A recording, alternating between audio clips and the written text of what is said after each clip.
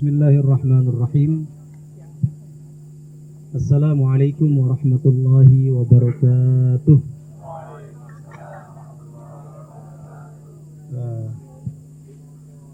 Kelihatan belum makan ya.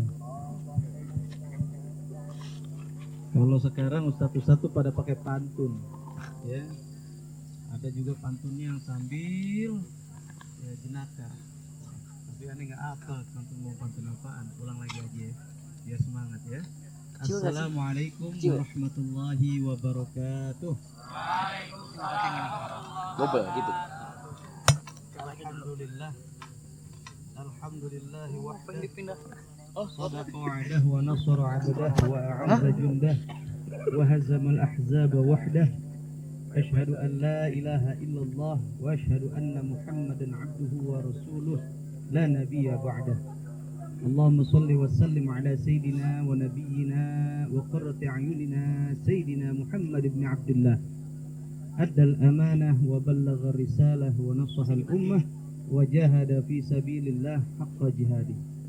Rabbi shrah li sadri wa yassir li amri wahlul 'uqdatam min lisani yafqahu qawli. Ilahi in kunta qabilta tawbati wa ghafarta hawbati fa akrimni bil fahmi wal hifzi hatta anna man sami'a qira'ati yazdadu raqatal qalbi wa in kana qasiyatal qalbi. Ilahi akrimni bil rizqil halal warzuqni min haitsu la yahtasib. Jamaah apa nih ya? Bilangnya masa jamaah kayak di masjid aja ya. Ini kan nuansanya apa ya? Outdoor ya. Apa nih? Peserta atau apa nih? Oh, banyak santri sini ya? Masya Allah.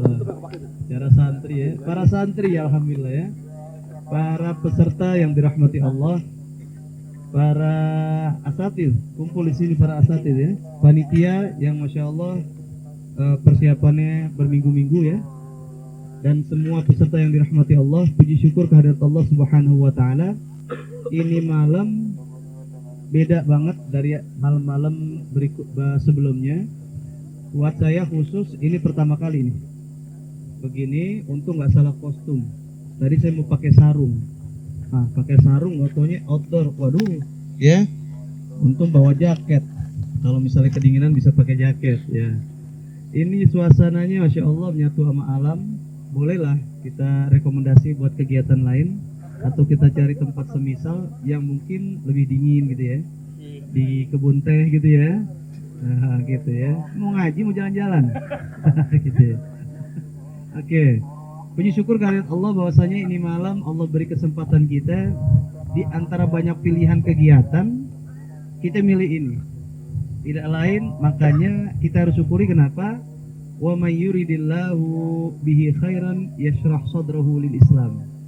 Siapa yang Allah inginkan ada kebaikan dalam hatinya, maka Allah lapangkan dia buat Islam. Makanya tergeraknya kita ke sini harus disyukuri dulu. Alhamdulillah. Karena Allah menggerakkan hati kita memilih acara ini dibandingkan begitu banyak acara di luar. Mungkin ada yang nobar, mungkin ada yang mabar. Iya, mungkin ada yang misbar, mungkin ada yang bubar, kan gitu ya. Bisa apa aja, ya kan? Tapi kemudian Allah gerakan hati kita di sini, itu kita harus syukuri. Kenapa? Mudah-mudahan itu sebagai tanda bahwasanya Allah menginginkan kebaikan pada diri kita. Alhamdulillah. Salawat dan salam senantiasa kita panjatkan kepada junjungan kita, suri teladan kita, qudwatul hasanah, pemimpin kita, pemimpin dunia dan pemimpin di akhirat nanti. Semoga kita diakui nanti di akhirat. Iya, ada yang ngaku umatnya Rasulullah tapi nggak diakuin, ada nggak? Ada ceritanya. Yang kemudian datang ya ke Haud, telaganya Rasulullah SAW, mau minum dilarang sama malaikat. Nggak tahu ya kenapa? Oh, menyimpang. Ya, makanya pengakuan dari Rasulullah SAW itu menjadi penting bagi umatnya. Kenapa? Kita bisa ngakuin siapa itu nabinya, tapi belum tentu nabinya ngakuin kita. Naudzubillah. Makanya aqrabukum li manzilatan yaumal qiyamah aqrabukum li sholatan. Yang paling dekat tempatnya posisinya nanti di hari kiamat dengan aku, kata Rasulullah, yang paling banyak di antara kalian bersolawat kepadaku. Oh, solawat belum hari ini? Udah 1000 belum? 1000 belum? Oh.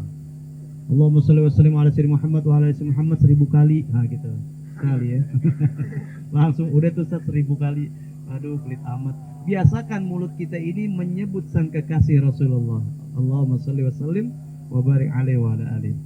Semoga kita dikumpulkan di dunia ini bersama orang-orang cinta Rasulullah, cinta ajarannya, cinta keluarganya, cinta saudara-saudara Rasulullah, cinta sahabat Rasulullah, cinta ajaran Rasulullah, dan cinta juga dengan sunnah-sunnahnya. Amin. Amin ya rabbal alamin. Sehingga kelak di akhirat kita dikumpulkan bersama dengan mereka juga. Jamaah rahimakumullah, para peserta yang dirahmati Allah, ahbabullah, orang-orang yang dicintai oleh Allah.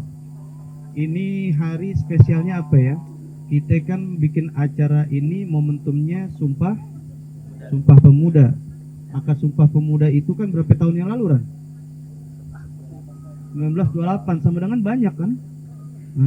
1928 sama 2022 ya, 94 tahun ya? 94 ya? 94 tahun yang lalu. Sebuah kesadaran pemuda, sebuah kesadaran masif. Para pemuda mereka menyatakan pentingnya akan sebuah kesatuan, pentingnya sebuah pemersatu bangsa. Ada trigger di sana yang mereka angkat bersama-sama untuk menuju visi bersama, yaitu sebuah bangsa. Tuh. Padahal 28 itu kan belum merdeka. Kita masih dipecah-pecah. Banyak kerajaan-kerajaan, banyak tempat-tempat yang semua ini kita dikooptasi oleh sebuah perusahaan. Yang ngejajah Indonesia tuh bukan Belandanya, bukan, salah. Yang ngejajah Indonesia tuh siapa? Perusahaan. VOC. Ya, VOC itu perusahaan. Perusahaan datang ke sini. Mungkin mirip-mirip ini kali ya. Freeport kali ya. Di Papua gitu ya. Wah, melepasnya aja susah. Nah, yang ngejajah kita tuh ternyata bukan negaranya. Tapi, itu perusahaan niaga dari sana. Mereka melakukan eksplorasi ya ke beberapa tempat-tempat dulu ini, tapi mumpung orang-orang yang masih belum sadar, mumpung belum pada pinter gitu ya, maka dimanfaatin ya. Kemudian ada terjadi kerja paksa ya, ada terjadi penguasaan tempat, intimidasi dan lain sebagainya. Yang penting misi mereka tercapai. 94 tahun yang lalu, hampir seabad. Ini hari ini kita kumpul bukan Sumpah Pemuda, tapi Sumpah Ini Pemuda, gitu ya. Sumpah Ini Pemuda, oh gitu ya. Jamaah rahimakumullah, kalau bicara kepemudaan, ada nggak sih dalam Al-Quran? Satu kisah pertama. Nanti dulu itu. Yang pertama ini ada dulu, ya. Man fa'ala hadza bi alihatina, ketika patung-patung itu dihancurkan, patung-patung itu yang banyak itu dihancurkan, orang-orang bertanya, siapa yang berbuat ini kepada Tuhan-Tuhan kami? Oh, Tuhan dihancurin. Masya Allah ya, Tuhan hancur ya, gitu. Ya. Qalu sami'na fatan yuqalu lahu Ibrahim. Ada orang yang ngomong, kami dengar ada anak muda yang lakuinnya, namanya Ibrahim. Nah, Ibrahim. Kenapa Ibrahim disebut di sini? Yang menariknya, karena pada saat itu memang Nabi Ibrahim melakukan ini pada saat beliau masih muda. Maka disebut Fata.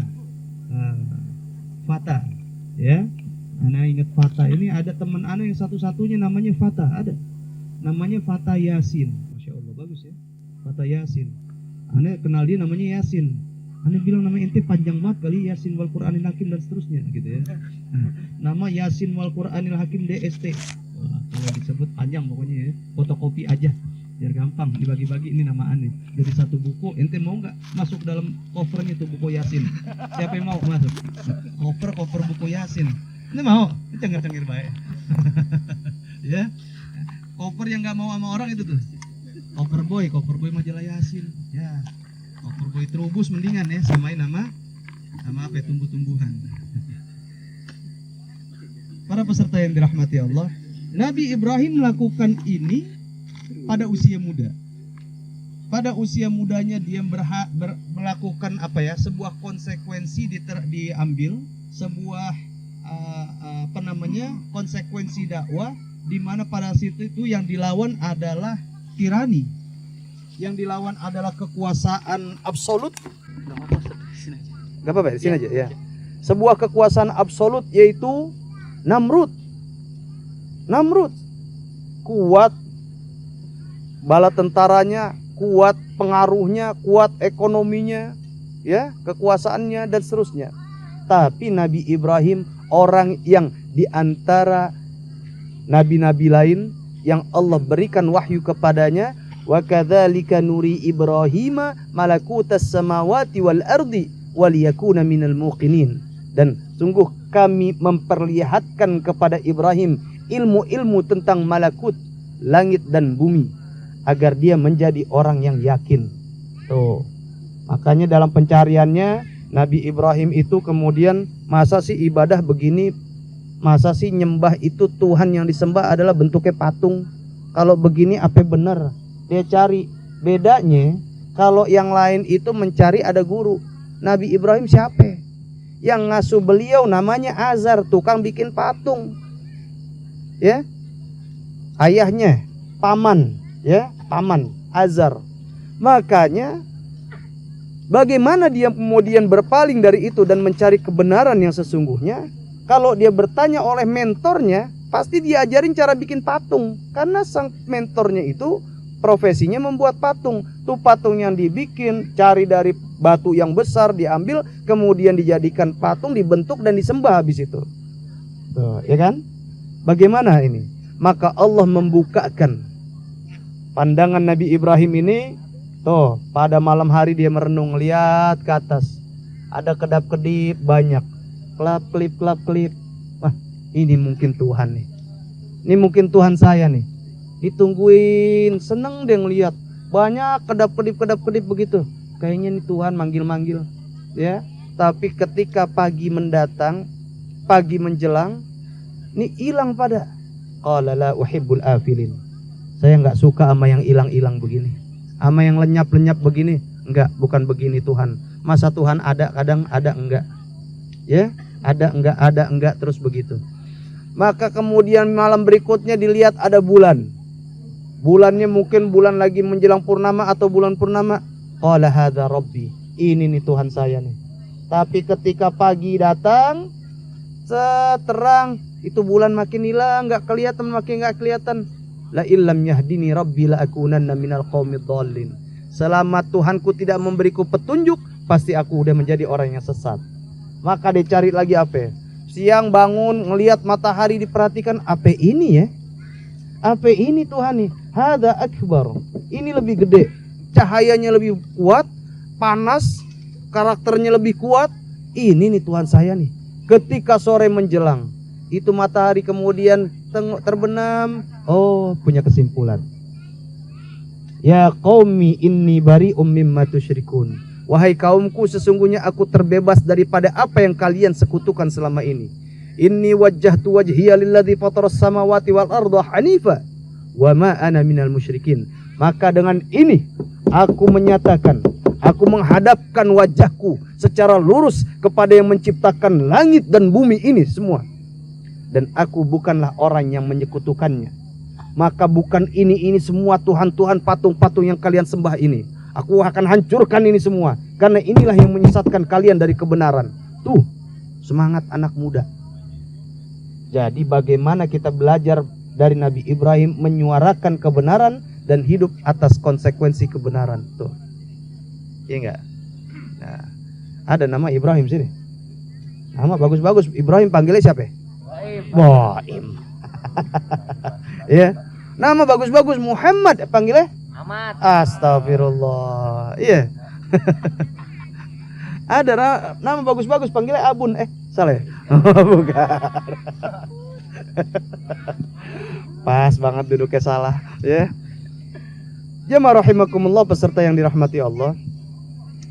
Setelah dia mengetahui apa yang benar, Allah bimbing Nabi Ibrahim terus, ya. Allah tunjukkan terus bagaimana petunjuk-petunjuk. Selalu Nabi Ibrahim ini apapun yang dilakukan meminta lagi petunjuk sama Allah, merenung, tafakur terus, ya.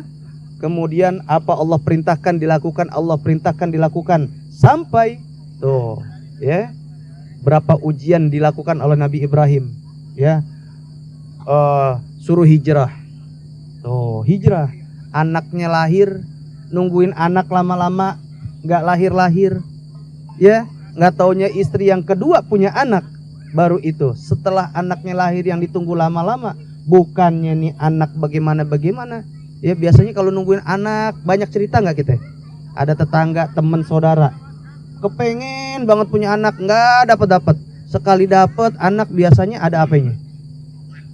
Kekurangan inilah, over inilah, begitu ya. Bandel banget lah, hiperaktif lah, yang maaf kekurangan macam-macam. Tuh anak kalau kepengen banget begitu diuji, coba tuh kata tetangganya. Tuh begitu tuh pengen banget sih. Aturan tunggu aja gini. Ya tetangga biasa ngomong ya, nggak ada medsos ya ngomong. Emang udah dari dulu begitu. Itu netizen yang sesungguhnya tuh. Netizen gitu ya. Jamaah rahimakumullah. Kemudian ujian-ujian dilalui oleh Nabi Ibrahim sampai dengan beliau dewasa. Ini satu figur pemuda diceritakan di dalam Al-Quran. Tuh ya, Nabi Ibrahim sampai dengan setelah dia menghancurkan berhala itu, konsekuensinya apa? Dia dibakar hidup-hidup. Qalu harriquhu. Panggil nih Ibrahim, kita bakar rame-rame. Kita bakar di depan mata semua orang.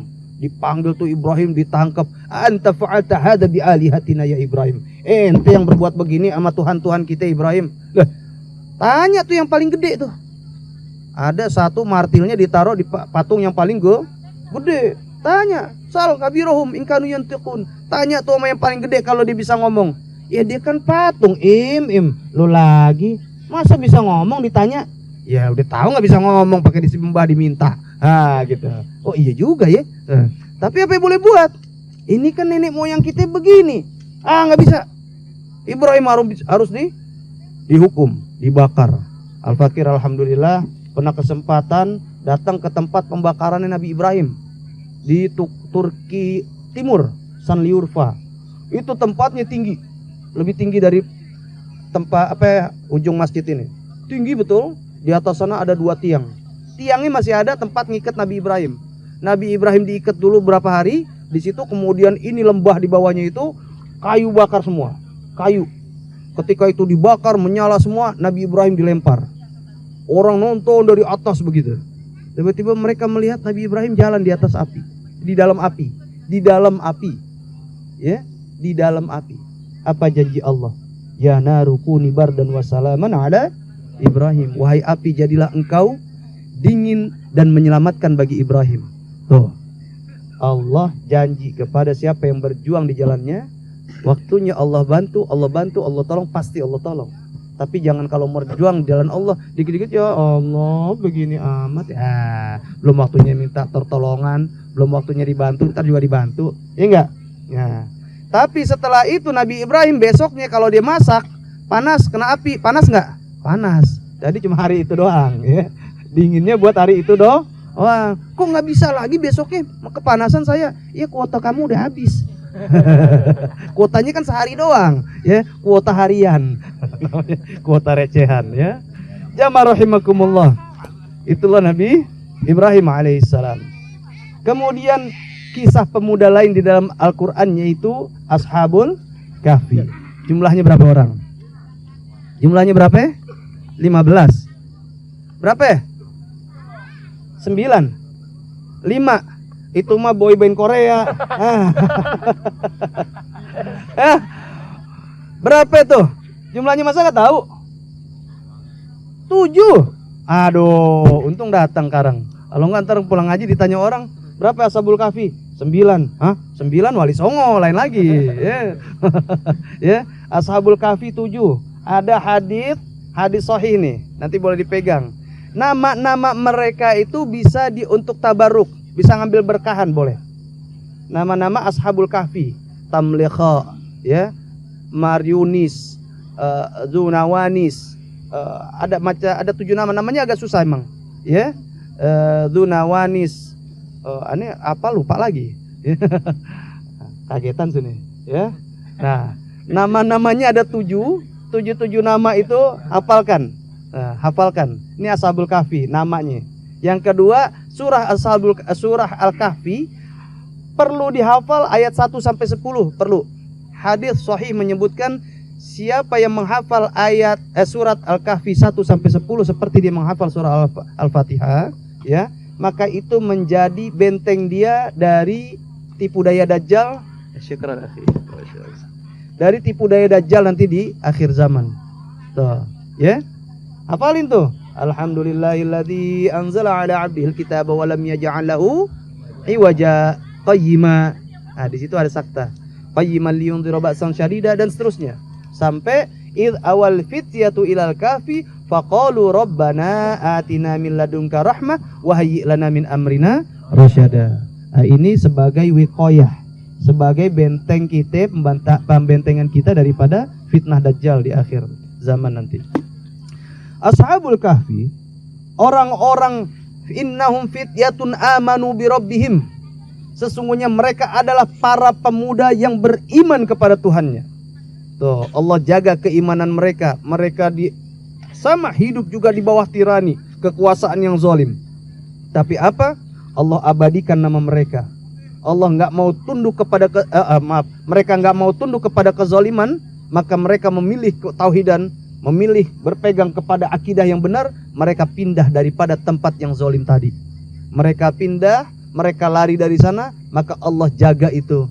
Allah jadikan mereka momentum buat yang lainnya. Jadi monumen, jadi monumen masuk ngantuk di goa tidur bentar, mungkin ada yang nyender, ya, ada yang pangkuan di paha temennya, ya, gitu ya, ada biasa gitu ya, bukan Ludi sama Lutfi, bukan, ya, bukan, mungkin yang lain, ya, ada yang senderan, ada yang begini, lagi main-main HP mungkin belum ada, ya, main begitu ngantuk, tidur semua, ketiduran satu tidur semua, sampai akhirnya sekali tidur bangun, lah kok ini jenggot udah panjang.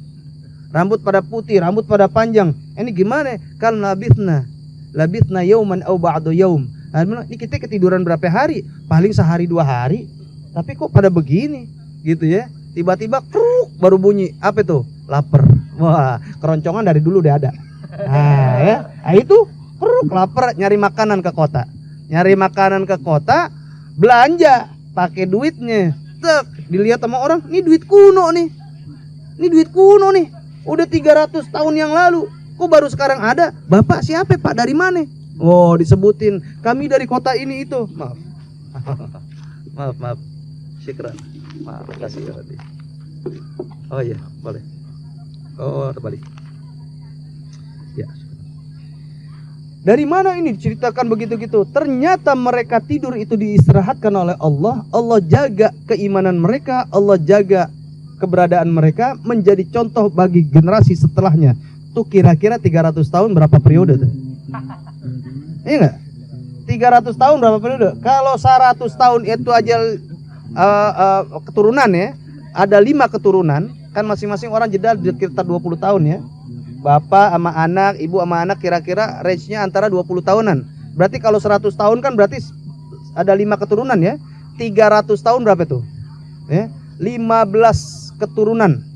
Tuh udah ini bin ini panjang ya. Tuh qadarullah.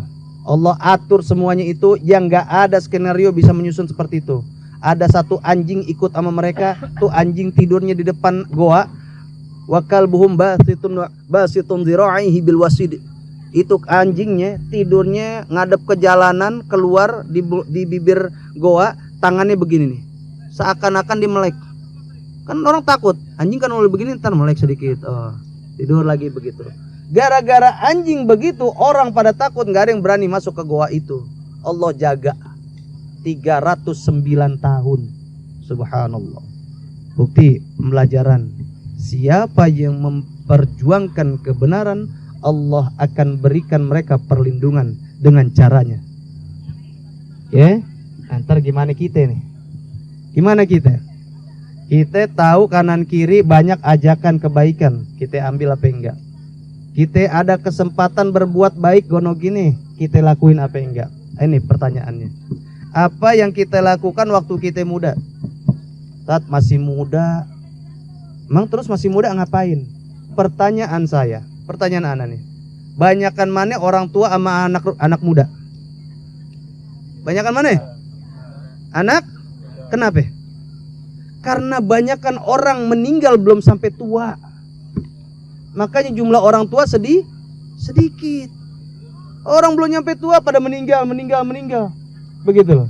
Inilah kenapa berleha-leha dengan masa muda. Dengan ini kita diperlihatkan, lihat tuh berapa banyak sih orang tua. Hei, ayo. Kenapa harus menunggu tua dulu baru kemudian kita berbuat baik? Kenapa kita nggak mengambil contoh bagaimana sahabat Rasulullah sallallahu alaihi wasallam, Ali bin Abi Thalib, yang disebutkan oleh Rasulullah sebagai pewaris ilmu beliau. Ana Madinatul Ilmi, aku adalah ibu kotanya pengetahuan, wa Aliyun babuha, Ali pintu gerbangnya. Faman aradal Madinah falyadkhul min babiha. Barang siapa yang mau masuk ibu kota, masuk dari gerbangnya nih, lewat Ali. Tuh. Begitu. Abdullah bin Abbas, ya. Abdullah bin Umar, brilian, mereka muda. Ya, bagaimana Mus'ab bin Umair, muda sekali, masih usia sekitar 20-an tahun. Ya, diutus ke kota Madinah menyebarkan syiar di sana, masih muda. Itu kayaknya ini banyak yang udah lewat 20 nih ya.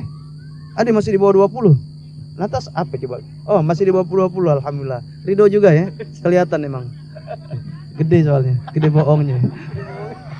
Umur aja dikorupsi, ya Allah, ya Allah. Bahkan Muhammad Al-Fatih beberapa periode setelah mereka, usia waktu beliau menaklukkan Konstantinopel yang agung itu, yang kayaknya sangat nggak mungkin ya untuk ditaklukkan.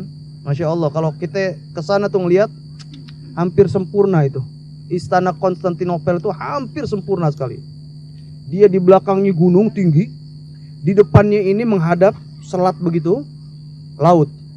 Kalau orang mau datang dari mana aja, nanjak dulu, udah banyak di situ ranjau-ranjau, apa kayak bambu-bambu besar begitu, dipagerin. Jadi orang nggak bakal bisa lewat ke situ. Kalau kapal laut nyampe ke sono, di dalam dasar, di bawah permukaan airnya, mereka bentangin apaan? Pasang rantai-rantai gede, rantai-rantai berduri. Jadi kalau kapal mendekat aja ke situ, tuh pasti udah bocor. Sempurna sekali. Mau nyerang dari belakang, wah naik ke gunung apa semuanya. Tuh. Tapi itu yang dilakukan oleh Muhammad Al-Fatih. Dia dari kecil, si kakeknya udah mengedukasinya. Bahwa nyebrang ke selat itu, nyebrang sampai ini air nyampe ke lehernya. Set, nggak bisa maju lagi.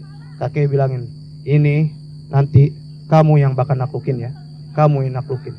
Jadi jamaah rahimakumullah, kenapa sampai ada Muhammad Al-Fatih? Ada seorang sahabat kuliah di Turki. Mereka sempat cerita sama ana, saat kalau ada program mau ke Turki belajar keliling-keliling ziarah orang-orang, siapa para pejuang Turki, kami bisa bikin saat bantu. Emang siapa aja? Anak kan nggak tahu siapa aja. Jadi ternyata menurut mereka, sebelum Muhammad Al-Fatih itu banyak yang sudah mau mencoba menaklukkan Konstantinopel. Kenapa? Terobsesi dengan hadis Rasulullah sallallahu alaihi wasallam, la tuftahannal Konstantiniyah. Pasti nanti kelak Konstantinopel itu akan ditaklukkan. Ya, khairul juyush, sebaik-baiknya pasukan adalah pasukan itu. Sebaik-baiknya pemimpin adalah pemimpin itu. Tuh. Jauh Rasulullah sudah mengatakan itu, sehingga para pemuda terobsesi dengan itu. Ini saya nih sebaik-baiknya pemimpin. Jadi yang udah nyoba sebelum Muhammad Al-Fatih itu banyak. Nah, kita diajakin kalau mau ziarah kepada si ini. Oh, ternyata sebanyak itu. Masya Allah. Tapi yang luar biasa, Muhammad Al-Fatih menaklukkan itu dengan pasukan yang luar biasa. Usianya sekitar 20 tahun. 21 atau 22 tahun waktu itu. Seumuran dia. Oh gitu. Ya. Iya ya. Ya beda dikit dari ana deh. Ya. Oh, kan protes. Kalau Marandi nggak protes. Baik. Jamaah rahimakumullah. Para peserta yang dirahmati Allah. Anak muda yang melakukan ini. Jadi nggak ada alasan bahwasanya saat masih muda nggak ini, nggak pantas, nggak ada. Tidak. Mantan presiden kita Soekarno, apa kata-kata yang dikenal sama dia? Ya, berikan saya 10 pemuda akan saya goncangkan dunia. Betul kan? Pemuda yang dibilang. Kenapa? Karena pemuda ini identik dengan energi, identik dengan ide, identik dengan semangat. Jangan pupuskan ini dalam diri kalian. Kenapa? Kita bisa melakukan dari sekarang. Enggak nunggu nanti, ntar asal kalau aneh udah begini-begini. Enggak. Satu, belum tentu usia kita nyampe sono. Yang kedua, belum tentu yang ngelakuin itu, ya, musuh kita itu, yang bakal kita hadapin, mereka juga nunggu waktu sampai nanti. Enggak, mereka udah berbuat sekarang. Ya, ingat, kita ini selalu di bawah pantauan orang-orang yang memusuhi kita. Orang, walan tarda ankal yahudu walan nasara hatta tattabi'a millatahum. Tidak akan ridho kepada kalian kaum Yahudi dan Nasrani sampai apa? Kalian ikut mereka. Intinya gitu aja. Jamaah rahimakumullah. Lantas bagaimana Rasulullah berpesan? Sampai subuh kan? Oh. Oke, kita tunggu aja sampai azan Isya. Lu di muazzinnya umpetin. Rasulullah SAW berpesan pada sebuah hadis, igtanim khamsan qabla khamsin. Ini terkenal, ya, dikenal. Manfaatkan 5 hal sebelum 5 hal. Ya, betul ya? Sering dengar ya? Ingat 5 perkara sebelum 5 perkara. Yang pertama, apa yang diingatkan oleh Rasulullah? Syababaka qabla haramika. Masa mudamu sebelum masa tuamu.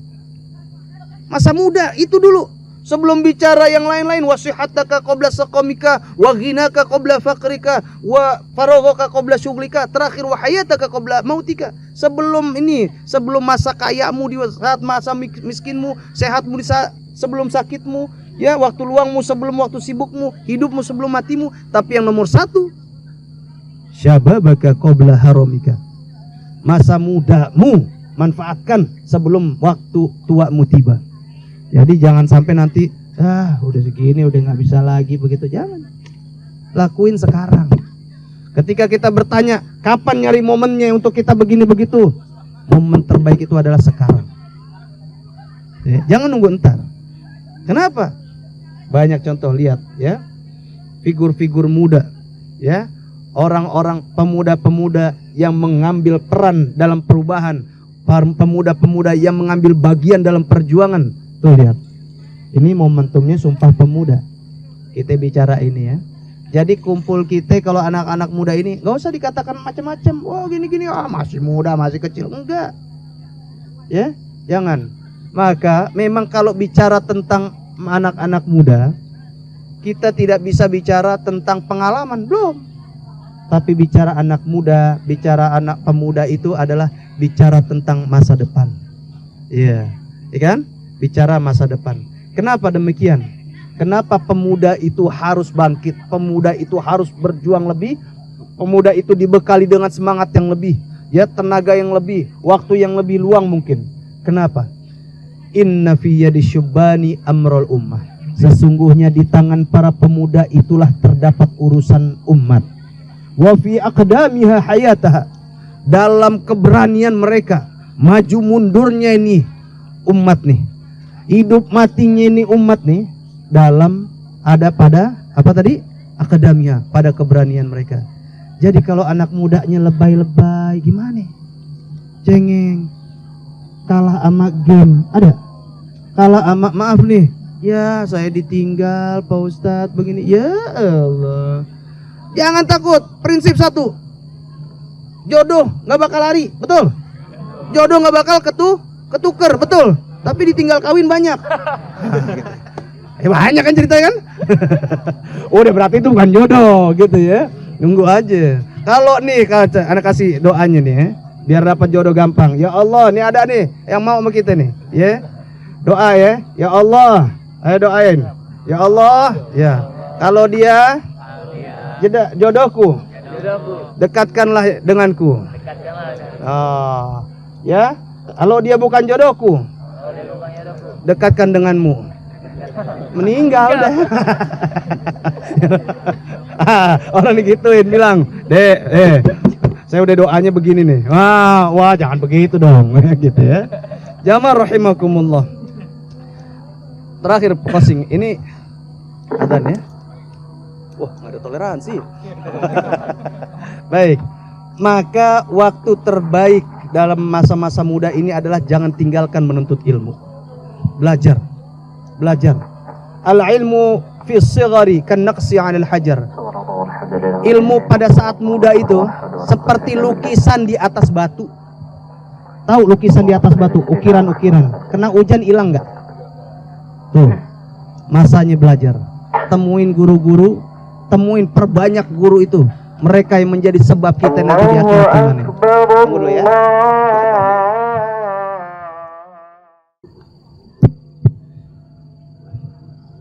Baik, untuk closing saja ya. Pesan yang begitu mendalam dari Imam Asy-Syafi'i radhiyallahu anhu. Masa muda itu terbaik digunakan untuk belajar dan belajar. Belajar aplikasi. Belajar aplikasi. Kenapa pesannya? Ta'allam falaisal mar'u yuladu 'aliman.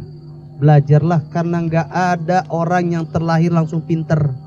Belajarlah karena beda orang yang pinter, orang yang berilmu itu dengan orang enggak punya ilmu, beda. Ya. Kemudian man lam yadhuq dhullat ta'allumi sa'atan.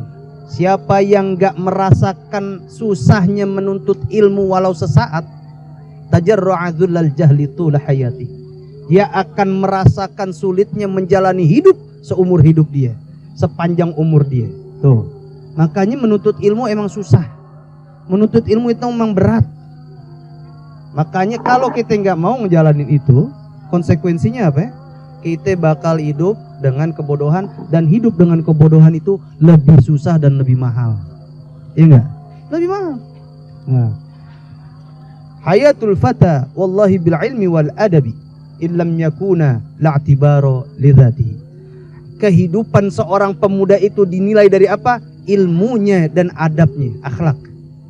Apabila dia nggak punya ilmu dan dia nggak punya akhlak, maka hidupnya nggak ada artinya. Fakabbir alaihi liwafatihi. Apa? Angkat tangan takbir 4 kali. Anggap itu orang udah mati. Masya Allah. Tuh, ya. Kenapa demikian? Kembali kepada tadi. Inna fi yadi syubbani amrul ummah. Di tangan pemuda itulah terdapat urusan umat. Wa fi hayatiha aqdamaha. Wa fi aqdamiha hayataha balik. Dan dalam keberanian mereka lah terdapat maju mundurnya hidup matinya umat ini. Jamaah rahimakumullah. Maka orang tua dianjurkan oleh Rasulullah SAW untuk mendidik anak-anak mereka sesuai dengan zamannya. Kenapa? Kalau ada seorang nenek cerita sama cucunya, "Cuk, kalau dulu mah ya, sekarang apa-apa ini susah." Cucunya biar sadar, kata neneknya, "Kalau dulu nenek 20.000 tuh udah dapat beras sekarung." Ya betul. Beras dapat sekarung 20.000.